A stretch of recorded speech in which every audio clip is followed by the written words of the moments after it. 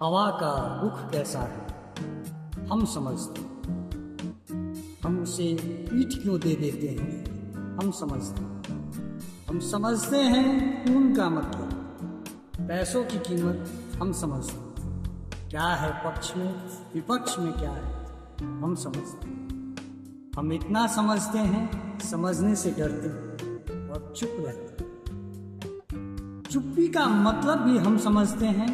बोलते हैं तो सोच समझ कर बोलने की आज़ादी का मतलब समझते हैं। टकपुंजियां नौकरियों के लिए आज़ादी बेचने का मतलब हम समझते हैं। मगर हम क्या कर सकते हैं अगर बेरोजगारी अन्याय से तेज दर से बढ़ रही है। हम आज़ादी और बेरोजगारी दोनों के खतरे को समझते हैं। हम खतरों से बाल बाल बच जाते हैं हम समझते हैं। हम क्यों बच जाते हैं यह भी हम समझते हैं। हम ईश्वर से दुखी रहते हैं अगर वह सिर्फ कल्पना नहीं।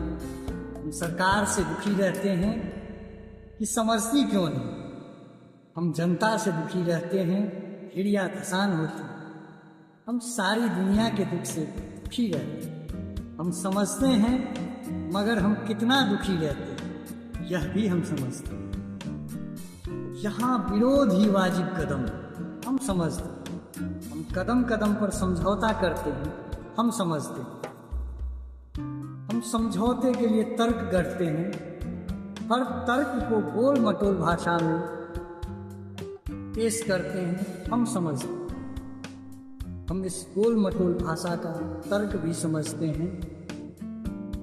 वैसे हम अपने को किसी से कम नहीं समझते हैं। हम स्याह को सफ़ेद और सफ़ेद को स्याह कर सकते हैं।